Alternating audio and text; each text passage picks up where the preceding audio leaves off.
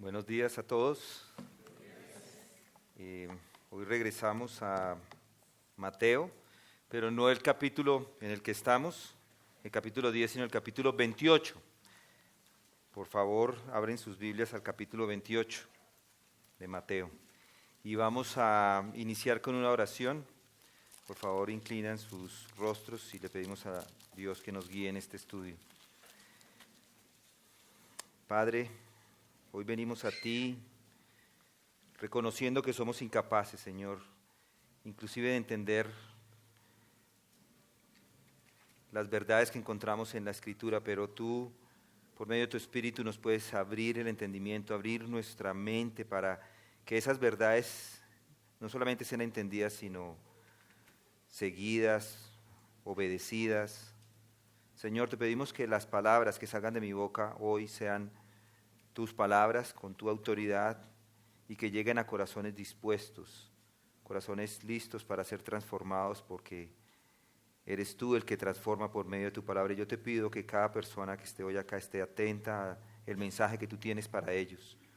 Esto te lo pido porque sé que estás en medio de nosotros y que respondes a esta oración. Es en el nombre de tu Hijo Jesucristo, el que resucitó hace más de 2000 años, que oramos. Amén.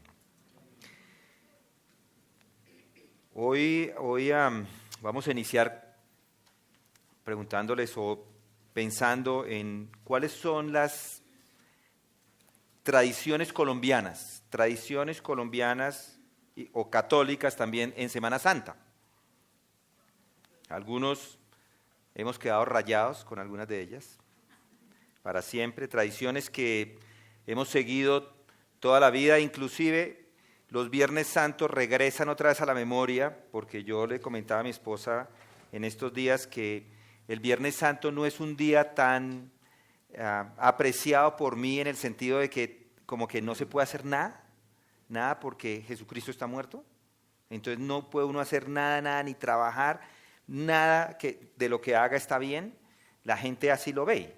Ustedes ven las calles, están desocupadas. Claro que encontré también en el tiempo que es porque las tradiciones han ido cambiando. Las tradiciones han cambiado en los últimos años. Los no religiosos es una gran oportunidad esta semana para tomar de vacaciones, de parranda, descansar con sus amigos, de su familia, y eso es evidente inclusive en la iglesia. Esta mañana, hoy estamos un poco más llenos, pero esta mañana estábamos bastante vacíos.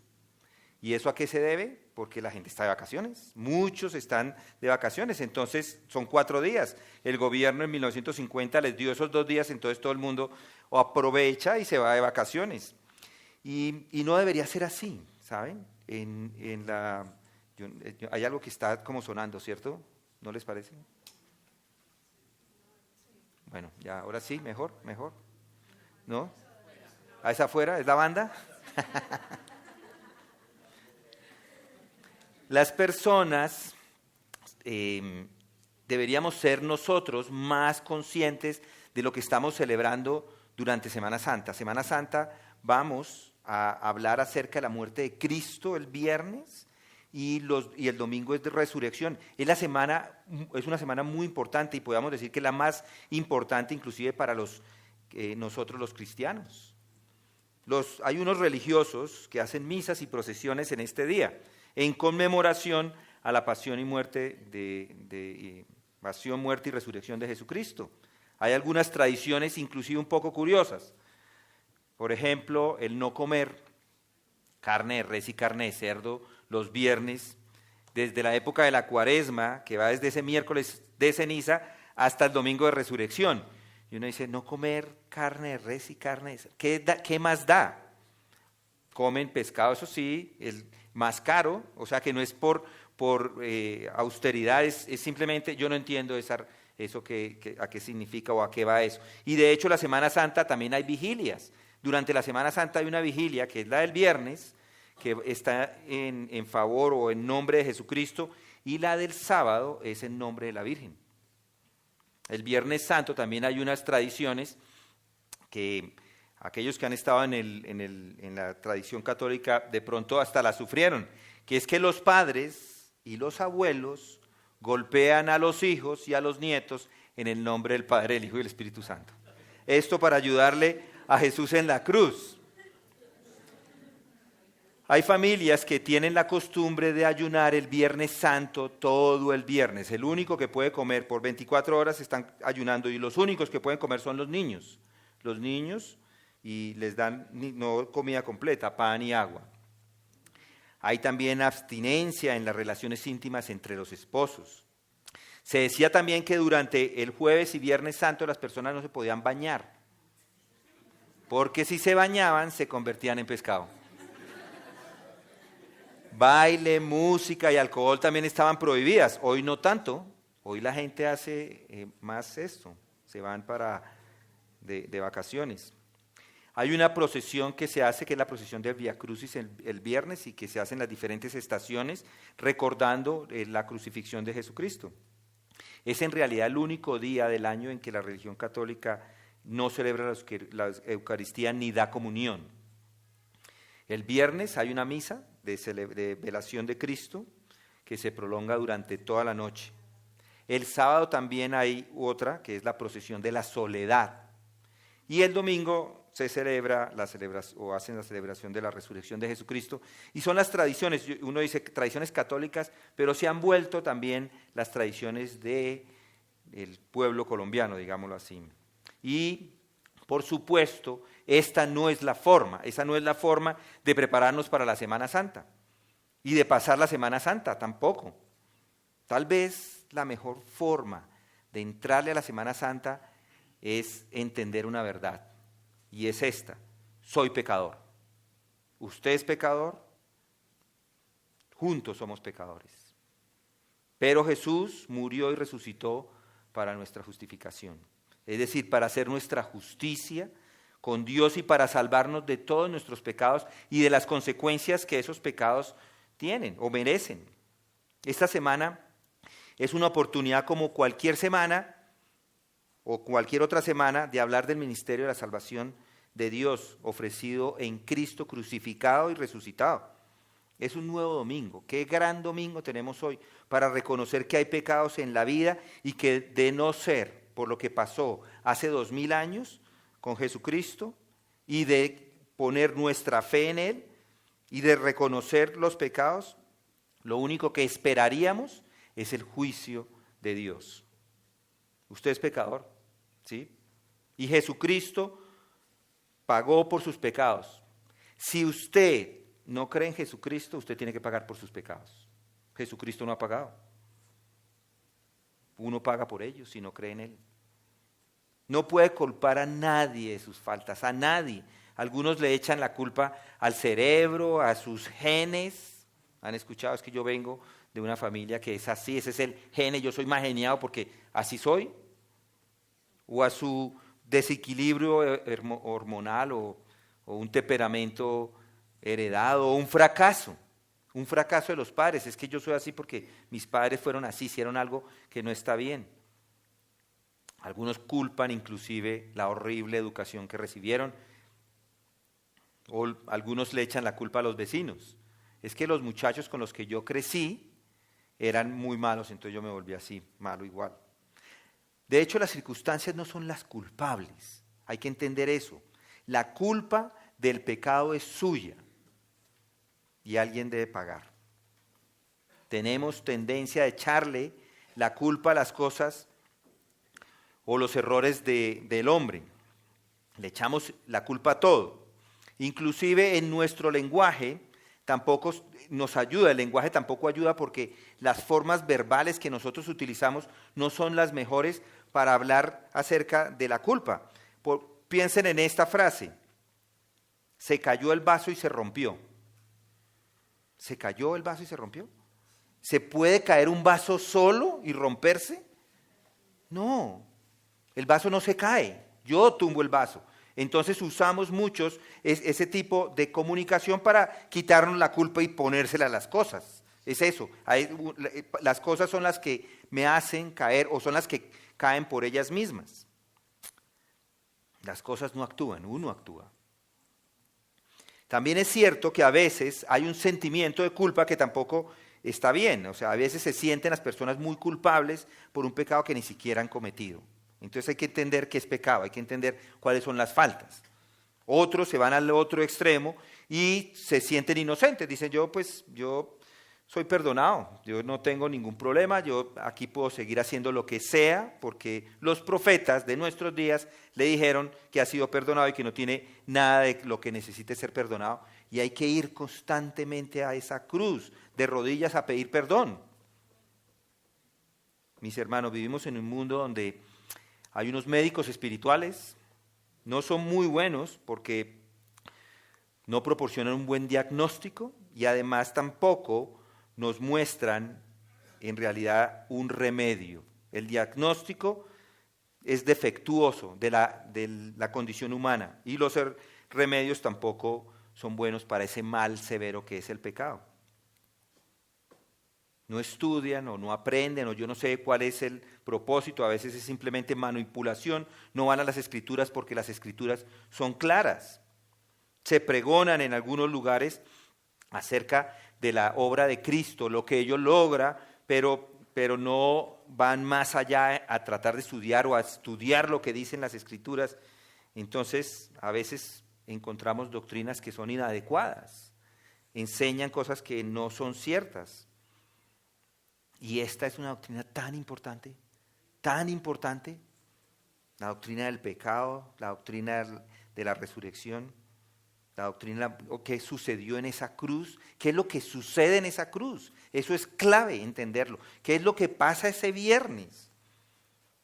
Hay unos que dicen que la llaman a esta la teoría del rescate, dice, los proponentes de ellos dicen que hubo una batalla entre el bien y el mal, o entre Dios y Satanás. Satanás, que había mantenido al hombre o a la humanidad cautiva por el pecado, entonces para poder salvar a la humanidad, Dios tiene que rescatarla. ¿Y cómo la rescata? Le entrega a Satanás a Jesucristo. Hay un intercambio así, de esa forma, de almas que estaban en el cautiverio. Y yo digo, podemos afirmar, y aquí lo predicamos, que la muerte y la resurrección de Jesucristo es cierto, derrota la muerte y rescata a los pecadores. Sin embargo, hay que clarificar que esto no se le paga a Satanás, el rescate se le paga a Dios. Es Dios mismo, no es Satanás. Hay otra que es la teoría de la satisfacción.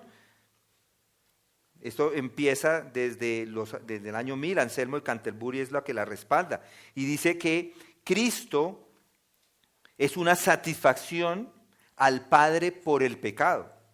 Y es correcto afirmar que la muerte de Cristo satisfizo la honra herida de Dios. Pero hay que ir un poco más allá. También satisfizo la justa ira. Había una ira que él tenía que poner. Él satisfizo esa justa ira y su justicia mediante la provisión del pago que fue suficiente por el pecado. Está la otra teoría que es la teoría de la influencia moral. La teoría de la influencia moral de la expiación considera que la obra de Cristo es como un poco más que un hermoso ejemplo de amor y conducta cristiana, que eso fue lo que sucedió. Y es cierto afirmar que es un ejemplo maravilloso, pero es triste que nos quedemos ahí. Sí es un ejemplo, pero no solamente un ejemplo. Hay otra teoría que es la teoría gubernamental de la expiación y que dice o le resta importancia a la noción de que Cristo pagó en realidad la pena que correspondía a los pecados particulares del hombre. En su lugar, dicen ellos, la muerte de Cristo sirvió como una muestra de sufrimiento por los pecados en general y demostró que se debe pagar un castigo cuando las leyes se quebrantan. Los defensores de esta teoría sostienen que la justicia de Dios no exigía un absoluto pago. Pero la expiación, es cierto, desde luego, es un ejemplo de gobierno moral de Dios sobre el universo, pero hay una sustitución penal. Esas son las palabras claves. Hay una sustitución penal. Eso es lo que enseñamos. Esa es la explicación más acertada que encontramos en las Escrituras. En su muerte, el Señor Jesucristo pagó la pena por todos nuestros pecados. Eso sucedió el viernes pasado. Todos los pecados que merecían ser pagos se los llevó Jesucristo en la cruz mediante ese sufrimiento vicario como sustituto. Ese es el carácter de la expiación sustitutiva de Cristo. De pronto estoy poniendo muchas palabras, espero que entiendan palabras de teólogos, no que yo sea, están en los libros de teología, pero eso es lo que sucede y esa es la terminología que se utiliza. La culpa de nuestro pecado exigía la pena de muerte. Por tanto, el Cordero de Dios fue el sacrificado como ofrenda expiatoria por nosotros. Eso es lo que sucede. La ira de Dios, con todo su furor, se enciende contra nuestro pecado. Y por ello Cristo es presentado como la propiciación para cargar con esa ira en lugar de usted y de mí. La contaminación de nuestro pecado nos ha separado de Dios, provoca esa santa enemistad contra nosotros y así mediante la expiación por el pecado, Cristo ha reconciliado con Dios al hombre. El hombre es obediente pero al pecado.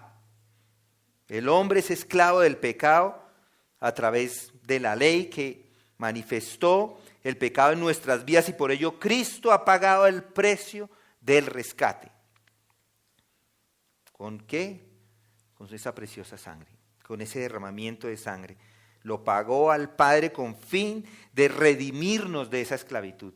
Esa es la sustitución penal. Él se lleva todo, no es un ejemplo simplemente. Él se lo lleva todo en esa cruz. Con esto Jesús saca a Satanás, ha vencido la muerte y a su capital mediante el ejercicio de su propio poder y esto sucede hace 2 días, 2000 años. Esa es la obra de Cristo. Cree en esto. Amén, sí, amén, está bien, estamos de acuerdo, no les dé miedo decir amén, estamos de acuerdo. Amén, sí. Lo que pasa es que esto no queda allí. Jesucristo resucita. El Nuevo Testamento no termina con la muerte de Cristo. No termina con esa triunfante exclamación de Jesús en la cruz diciendo, consumado es. A la muerte le siguió la resurrección.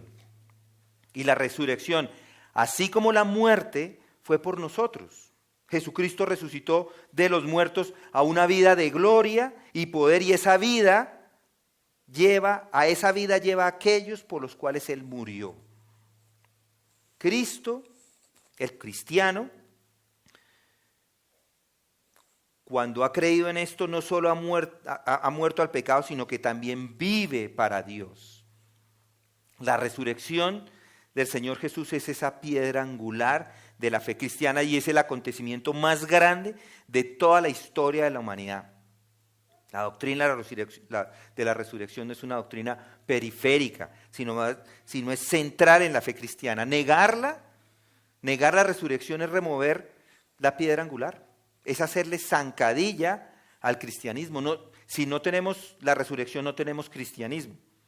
Sin ella, la crucifixión de nuestro Señor hubiese sido en vano. Porque fue la resurrección la que convalida y da valor a esa muerte expiatoria que acabamos de hablar. De todas las religiones, solo el cristianismo basa las reivindicaciones en esa resurrección de aquel que fue su fundador, que es Jesucristo. Y es acerca de la resurrección que vamos a hablar hoy. Por favor, abran sus Biblias entonces a Mateo 28. Hoy vamos a estudiar los primeros 10 versículos de este gran capítulo, en el cual Mateo nos da la perspectiva de la resurrección del Señor Jesucristo de los muertos. Mateo 28:1 dice, pasado el día de reposo, al amanecer el primer día de la semana, María Magdalena y la otra María vinieron al sepulcro.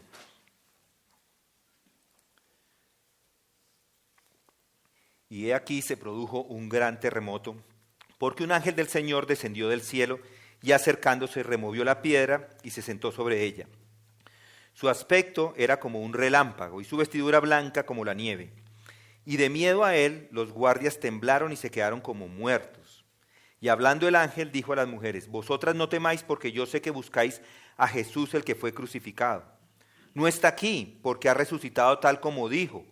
Venid, ver el lugar donde yacía, e id pronto y decir a sus discípulos que él ha resucitado de entre los muertos. Y he aquí, él va delante de vosotros a Galilea, allí le veréis. He aquí os lo he dicho. Y ellas, alejándose a toda prisa del sepulcro, con temor y gran gozo, corrieron a dar las noticias a sus discípulos. Y he aquí que Jesús les salió al encuentro diciendo: salve. Y ellas, acercándose, abrazaron sus pies y le adoraron. Entonces Jesús les dijo: no temáis, ir a avisar a mis hermanos que vayan a Galilea y allí me verán.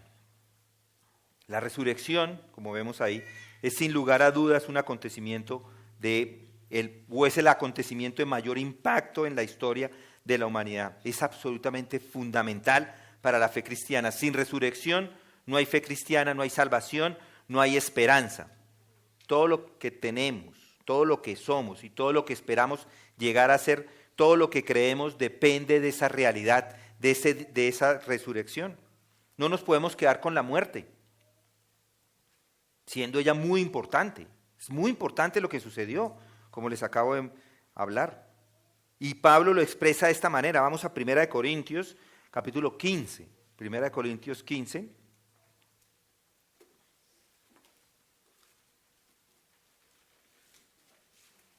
Primera de Corintios 15, y vamos al versículo 13. Si no hay resurrección de muertos, entonces ni siquiera Cristo ha resucitado. Y si Cristo no ha resucitado, vana es nuestra predicación y vana también vuestra fe. Y aún más, somos hallados testigos falsos de Dios porque hemos testificado contra Dios que Él resucitó a Cristo, a quien no resucitó. Si en verdad los muertos no resucitan, pues si los muertos no resucitan, entonces ni siquiera Cristo ha resucitado. Y si Cristo no ha resucitado, vuestra fe es falsa, todavía estáis en vuestros pecados. Entonces también los que han dormido en Cristo han perecido. Si hemos esperado en Cristo para esta vida solamente, somos de todos los hombres los más dignos de lástima. ¿Sí lo notan? La resurrección es la piedra angular de nuestra fe. Sin ella todo lo que creemos de nada sirve. Podemos pedirle a los auxiliares que por favor salgamos y cierren la puerta y echamos candado y ya está, porque si no hay resurrección no pasa nada. De nada sirve. Si no tenemos resurrección, es irnos. ¿Qué hacemos aquí?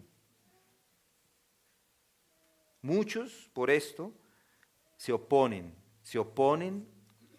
a la resurrección, porque si alguien quita o es capaz de que nosotros no creamos en la resurrección, se desbarata todo, se desarma todo. No existe el cristianismo sin resurrección. No hay cristianismo. Esto no es una set o un grupo de leyes morales. No es simplemente leyes morales. Hay hechos y uno de esos hechos es la resurrección. Sin resurrección no hay, sin la muerte y resurrección no hay perdón de pecados, como dice Pablo. Vámonos, no hagamos más esto. Por eso muchos han sugerido algunas inclusive teorías absurdas de lo que pasó ese día. Algunos dicen que José de Arimatea tomó el cuerpo de Jesús y lo hizo desaparecer para que la gente creyese que hubo una resurrección y que se lo llevó a otra tumba. Hay unas dicen que las autoridades romanas y las autoridades judías tomaron el cuerpo antes de que los discípulos llegaran allí. Pero esto es absurdo. Es de las más absurdas porque tanto los romanos como los judíos hubiesen querido tener el cuerpo para poder demostrar de que él no había resucitado. Los discípulos, es otra, dicen que se robaron el cuerpo de Jesús. Pero hemos estudiado a los discípulos, eso va contrario al carácter de ellos, de los apóstoles. Además, la tumba estaba custodiada por soldados romanos. Era imposible acceder a la tumba por los apóstoles. O que dicen algunos que la tumba nunca fue visitada. Los discípulos nunca llegaron a la tumba para constatar que estaba vacía. Pero no falta sino leer los evangelios para darnos cuenta que todos nos hablan acerca de la entrada a esa tumba y que la encontraron vacía. Algunos dicen que las mujeres que fueron a la tumba fueron a una tumba equivocada. Muchos argumentan eso, dicen porque como las mujeres no son tan buenas con las direcciones, entonces llegaron a la tumba que no era la correcta. Y pensaron que Jesús había resucitado. Pero no es cierto tampoco. La tumba donde Jesús fue puesto era inconfundible. Estaba en el huerto de José de Arimatea y era una tumba nueva.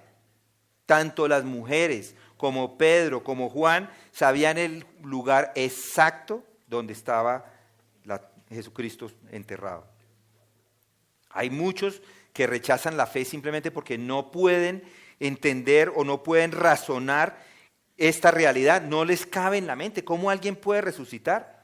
Si yo no lo puedo entender en mi mente, entonces no es verdad. Y es cierto, la resurrección es inexplicable, porque no es el único que ha resucitado. Entonces dicen, eso debe ser rechazado. Hay otros que resucitaron que él mismo hizo que resucitara, pero el punto es ese. La gente no resucita, todos nos morimos y nunca resucitamos. No somos testigos de la resurrección. Por eso es que lo piensan así. Otros simplemente dicen es que no creen los relatos bíblicos. El relato es claro, él resucitó, pero no lo creen. O inclusive otros creen o dudan inclusive simplemente porque tienen dudas. Dicen, yo todavía no he llegado a comprender completamente esta doctrina, yo quiero seguir estudiando. Y uno puede decir, bueno, de pronto, pero hay unos que son simplemente hipócritas. ¿Por qué? Porque continúan negando la resurrección a pesar de que las evidencias son claras. Estos no reconocen la resurrección como algo real y no les importa tampoco. Hay unos que no saben nada de la resurrección, simplemente son ignorantes, no tienen ni idea de lo que estamos hablando acá, de este evento. Muchos están en otras religiones, por ejemplo. Yo recuerdo hablar con personas de otras religiones cuando vivíamos fuera y simplemente no saben ni quién es Cristo. No saben, no tienen ni idea. Para nosotros es más común porque vivimos en un país donde Cristo es un nombre que se menciona. Hay otros lugares donde ni siquiera se menciona, no saben que resucitó. ¡Ah! ¿Resucitó? No saben. Son simplemente ignorantes.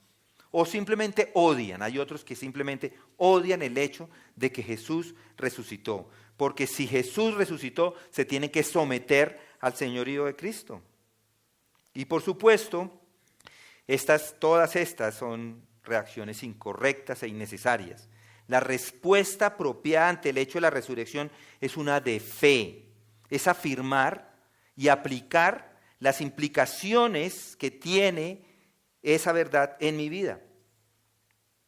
En eso lo vemos en los primeros 10 versículos, vemos el relato de la resurrección a través de aquellos que tenían fe. Y es impresionante leer el relato, pensar que es el evento más grande del mundo, pero no hay nada de propaganda en el relato, nada de sensacionalismo, nada que dislumbre, que uno diga, wow, qué relato, nada asombroso en ese acontecimiento, simplemente lo relatan como se dio. Miren el primer versículo, del capítulo 28, pasado el día de reposo al amanecer del primer día de la semana, María Magdalena y la otra María vinieron a ver el sepulcro. Ese adverbio de tiempo traducido pasado, usado con un genitivo, significa después de. El texto dice después del día de reposo, es decir, el domingo muy temprano, el día de reposo es el sábado, el sabbat. María Magdalena y la madre de Jacobo y José van al sepulcro. Nos encontramos acá en ese momento donde vemos el último de los sábados, el último sabbat de la era judía. Recuerden que el sabbat es un día muy importante. El sabbat, en el momento que Dios crea el mundo, da el sabbat. ¿Se acuerdan? El primer día que descansa, después de haber creado el mundo. Pero que estamos viendo acá es el último, ya no más. No es el último desde el punto de vista cronológico, por supuesto, sino también desde el punto de vista de los pactos. El Sabbat no solo termina como ese día conmemorable, sino también como entidad. Ya no hay más Sabbat, ya no se necesita. Aquellos que todavía continúan guardando el Sabbat están incorrectos, inclusive entre los cristianos. Este era el amanecer de un nuevo día, es un nuevo pacto, es una celebración de ese nuevo pacto. Como dijo Spurgeon, la celebración de este nuevo pacto no sería el final de una semana de trabajo, sino el principio de una nueva era. Es una nueva era. Las mujeres que llegan allí van al sepulcro mientras los hombres se habían encerrado en sus refugios, como animales heridos de pronto. Los hombres estaban confundidos allá guardados. No van a la tumba. No porque, y ellas van, ellos no van, pero ellas van a la tumba, pero no porque ellos esperaran ver la resurrección. Ellas iban por otra cosa.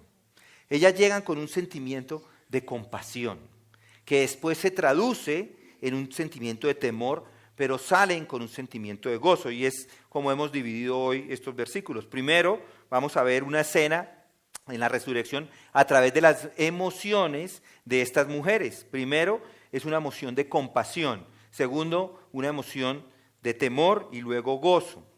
Compasión. El versículo 1 menciona dos Marías, María Magdalena y la otra María. Y esta última es la madre de Jacobo. Había entre ellas otras mujeres, no solamente eran dos, habían otras dos Marías diferentes y Juana, esto lo leemos en los otros evangelios. También en Marcos 16:1 dice, pasado el día de reposo, María Magdalena, María la madre de Jacobo y Salomé. Ya encontramos otra mujer. Entonces es un grupo de mujeres que vaya con un propósito, es ir al sepulcro a ungir el cadáver de Cristo, del Señor. Esto es compasión. Ellas van allá a hacer una obra de compasión con el Señor. Llegan a ungir el cuerpo y continuar sirviendo a Cristo. Y uno dice, ¿pero cómo? No que ya había sido ungido. Porque ciertamente Jesús de Arimatea y Nicodemo y estas mujeres ya habían ungido el cuerpo con sustancias aromáticas y lo habían envuelto en lino. Entonces, ¿por qué las mujeres deseaban ungirlo otra vez? Es una pregunta normal que uno se haría. Y puede ser porque había una tradición entre los judíos que decía que el espíritu dejaba el cuerpo permanentemente durante el cuarto día de estar en el sepulcro. Pero iban solamente 3 días. Pero el cuarto día, como el cuerpo ya estaba descompuesto completamente, entonces el espíritu ya no podía entrar y reconocerlo. Era lo que decían. Y por eso probablemente es a lo que hace referencia Marta, la hermana de Lázaro, cuando Lázaro está en la tumba, que está muerto, y ella le dice, Jesús dijo, quitar la piedra, y Marta, la hermana de la que había muerto, le dijo, Señor, ya hiede, ya está podrido, porque hace 4 días que murió. Estas mujeres llegan al sepulcro, deseando ungir el cuerpo de Jesús, una vez más, antes de que esté completamente corrupto. Este era un acto de devoción, de compasión, porque le adoraban. El día de reposo había terminado la noche del sábado. Este era el tercer día en que el Señor está en esa tumba y el Señor fue puesto en la tumba el viernes, pasó allí todo el sábado y nos encontramos en este momento, en el comienzo de ese día domingo. Todo el escenario está preparado para que suceda ese gran acontecimiento de la resurrección que Jesús ya había predicho. Jesús les había dicho con anticipación que Él iba a resucitar. Y si recuerdan en Mateo 16:21 les dice, desde entonces Jesucristo comenzó a declarar a sus discípulos que iba a ir a Jerusalén y sufrir muchas cosas de parte de los ancianos, de los principales sacerdotes y de los escribas, y ser muerto y resucitar al tercer día. Él ya les había dicho. Entonces esa primera emoción o actitud que notamos es una de compasión. Estas mujeres que amaban al Señor, más que a nadie, le amaban de una manera única. Ellas habían ministrado con Jesús en Galilea, habían suplido sus necesidades, habían provisto alimento, habían provisto hospitalidad y hasta dinero les habían dado a los discípulos. Y los discípulos viajaban con algunas de ellas en su ministerio. Habían viajado a Jerusalén para celebrar la Pascua. Habían estado presentes en el momento de la crucifixión, si recuerdan, ellas estaban allí, cuando le sepultaron también. Estas mujeres son leales, son devotas y son compasivas. Aunque estaba muerto, estas mujeres querían demostrar su amor. Así fuera posible preservar, aunque sea por algunas horas, por unos momentos, más el cuerpo del Señor. Por eso llegan allá. No que tenían una fe grandísima y querían ver la resurrección. No confiaban en la resurrección, de hecho. Carecían de entendimiento de lo que Jesús les había enseñado en cuanto a lo que iba a suceder. Únicamente tenían una devoción, tenían una compasión por el Señor, a quien con tanto amor le habían servido. Y este es el primer sentimiento, es un sentimiento de compasión. Ahora vemos el segundo sentimiento. El segundo sentimiento es un sentimiento de temor. Tan pronto como se acercan a la tumba, la emoción de compasión cambia, se convierte en una emoción de terror. Y he aquí, dice el versículo 2, y he aquí se produjo un gran terremoto porque un ángel del Señor, descendiendo del cielo y acercándose, removió la piedra y se sentó sobre ella. Su aspecto era como un relámpago y su vestidura blanca como la nieve. Y de miedo a él los guardias temblaron y se quedaron como muertos. Y hablando el ángel dijo a las mujeres: vosotras no temáis, porque yo sé que buscáis a Jesús, el que fue crucificado. No está aquí, porque ha resucitado, tal como dijo. Venid, ved el lugar donde yacía, e id pronto y decid a sus discípulos que él ha resucitado de entre los muertos. Y aquí, él va delante de vosotros a Galilea, allí le veréis. He aquí os lo he dicho.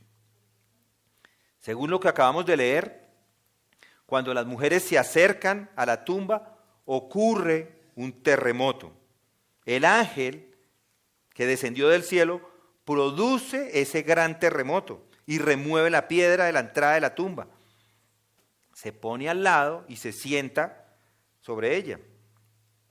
Esa conjunción, noten el versículo 2, porque en ese versículo indica que la venida del ángel fue la causa del terremoto. Él vino y él fue que causó que ese terremoto se diera. Pero cuando el ángel apareció, ya Jesús había resucitado. La piedra no se quita para que Jesús resucite y salga. El remover la piedra claramente no fue para que Jesucristo pudiese resucitar y salir de la tumba, sino más bien para que las mujeres y los apóstoles pudieran entrar y pudieran ver esa tumba que estaba vacía. Y esa es una evidencia de la resurrección. Ellos vieron y la tumba estaba vacía. ¿Cómo es que sale Jesús de la tumba? Es la pregunta. De la misma manera es que Jesús atraviesa por paredes. ¿Se acuerdan ese lugar que en ese momento en que estaban los discípulos congregados? 8 días después, sus discípulos estaban otra vez dentro y Tomás con ellos, y estando las puertas cerradas, Jesús vino y se puso en medio de ellos y dijo: pasa a vosotros. Estaba todo cerrado. Él entró, él entra por las puertas. Su cuerpo ya glorificado no tiene las mismas limitaciones que un cuerpo común tiene. Las evidencias son claras de su resurrección. La piedra removida, piensen en esa piedra. Esa piedra no pesaba menos de 1 tonelada y no pudo haber sido removida por nadie. Piensen en una piedra de 1 tonelada. Nadie la puede remover sin que los 2 guardias que están de lado y lado, custodiando, lo noten. Pero los soldados romanos no se dieron ni cuenta. Estaban totalmente desconcertados por lo que ha pasado. Y miren lo que dice el versículo 4, que dice Mateo, dice: y de miedo al ángel los guardias temblaron y se quedaron como muertos. Claro, porque para ellos también es algo impresionante. Esas palabras de Mateo son muy descriptivas. Aquellos hombres, piensen en estos hombres, están acostumbrados a toda clase de peligros. Se llenan de miedo, les tiemblan las piernas y quedan como muertos.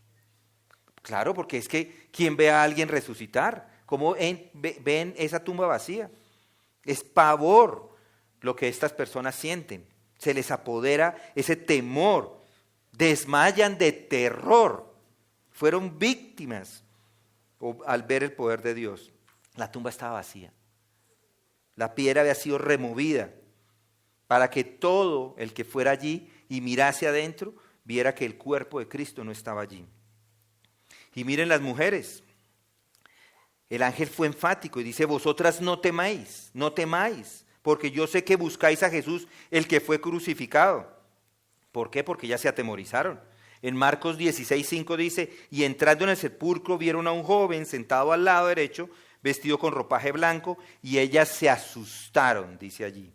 En la Reina Valera dice, se espantaron. Claro, ellas también estaban espantadas. Pero notemos lo que dice ahí, también son fortalecidas por el ángel mismo. El ángel de Dios no ministra a los guardias. Ellos se asustan, pero él no les dice nada.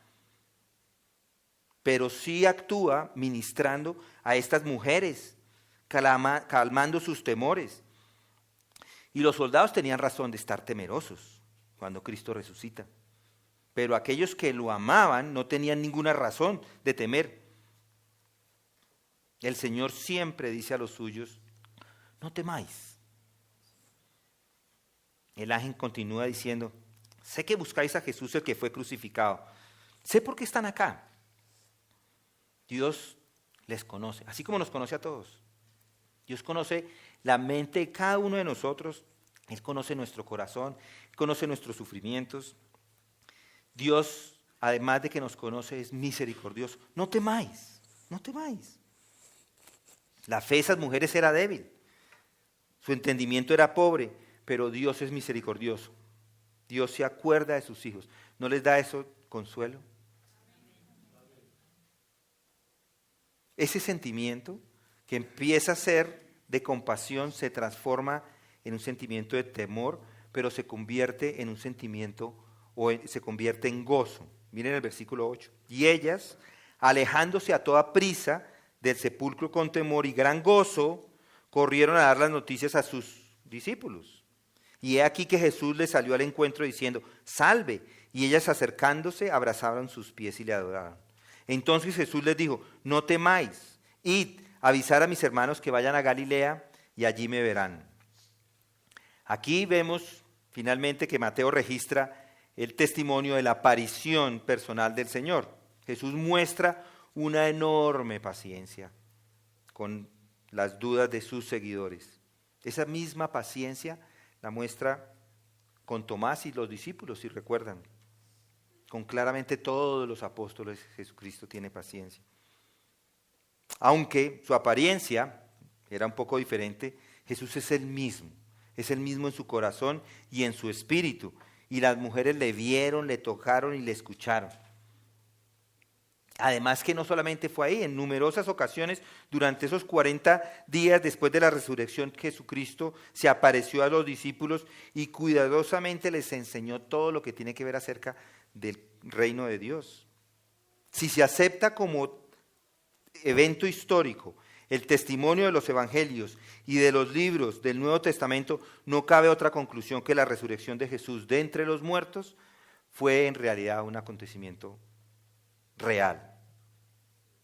Quienes niegan a Jesús usan argumentos racionalistas y niegan la existencia de lo sobrenatural de manera subjetiva, no son objetivos. Rechazan el hecho de que los evangelios son documentos históricos, que son documentos fidedignos. La crítica, los liberales especulan y suponen, pero no demuestran. Ellos pueden hacer todo lo que ellos quieran, porque eso es lo que hacen. Los críticos liberales hablan y hablan y hablan, pero no están las demostraciones de sus conclusiones. En cambio, los escritores del Nuevo Testamento narran hechos históricos, cuya veracidad ha sido constatada por testigos fidedignos de esos hechos. Él no permaneció en la tumba. ¿Y qué es lo que sucede con las mujeres? Se fascinan. Eso es, empiezan a proclamar, hay un gran gozo. Es como para nosotros. Hoy podemos con gozo decir, Jesucristo ha resucitado. Este es el momento de proclamar el Evangelio. Él ha resucitado de los muertos. Permíteme terminar esta mañana con la siguiente pregunta. Es, ¿por qué fueron las mujeres las primeras en ver el ángel?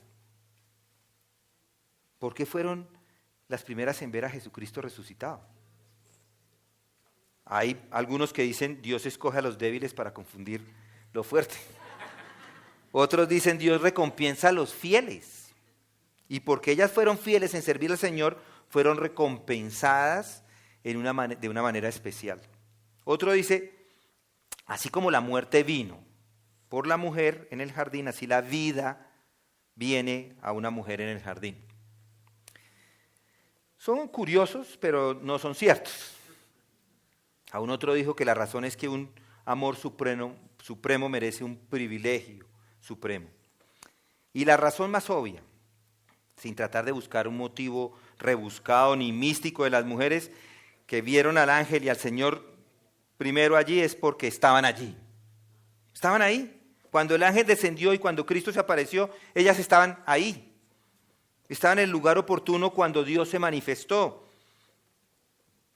Y aquí hay un principio importante en cuanto a esto. Entre más cerca estemos del Señor y de lo que está haciendo, disfrutaremos su presencia y los beneficios de lo que Él está haciendo. Los creyentes que disfrutan su vida cristiana son aquellos que están presentes cuando Dios está llevando o está haciendo su obra. Están presentes cuando su palabra es enseñada.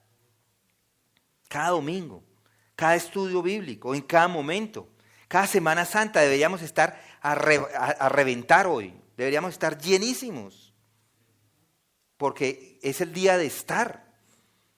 Ver lo que Dios está haciendo. Estar presente cuando su pueblo se congrega a orar. Están presentes en el lugar adecuado cuando presentamos el Evangelio. ¿Cómo sabemos cuando alguien es convertido si no estamos presentes cuando llevamos el Evangelio a predicarlo? Qué bendición es ver una persona que entrega su vida al Señor.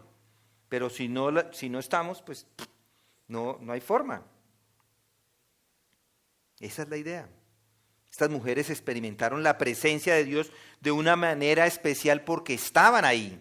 Querían seguir trabajando, querían seguir involucradas en el ministerio. Y yo les digo, mis hermanos, yo espero que cada uno de nosotros sea como estas mujeres. Tal vez con una fe débil, sí. Es posible que a menudo nos falte entendimiento, que no lo entendamos todo, que todas esas palabras que hablé hace unos minutos de teología, dice uno, pero yo como que me pasó por acá y no entendí nada. No importa, va a entenderlas. Son debilidades que pueden ser complementadas con devoción, con lealtad, con un sentido de compromiso, de estar presente donde Dios está llevando su obra. Vamos a orar, mis hermanos. Padre, te damos gracias por lo precioso que es para cada uno de nosotros el hecho de la resurrección. Ese hecho es la única razón por la cual tenemos una esperanza eterna. Gracias, Padre. Gracias por el ejemplo de estas mujeres que con su compasión y amor tan grande hacia ti demostraron que eran mujeres leales. Este relato que acabamos de estudiar nos muestra que también eran mujeres con compasión, pero tú le quitaste la compasión,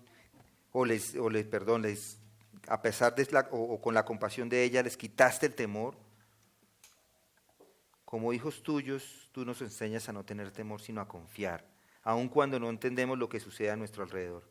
Ayúdanos, Señor, como a estas mujeres, a estar en el lugar donde tú llevas a cabo tu obra y donde tu poder se manifiesta. No permita, Señor, que gastemos nuestro tiempo en las cosas de este mundo o en lugares secundarios en donde está presente el reino de Dios y su justicia. Pidamos estas cosas en el nombre de aquel que resucitó de los muertos por tu poder, nuestro Señor Jesucristo. Amén.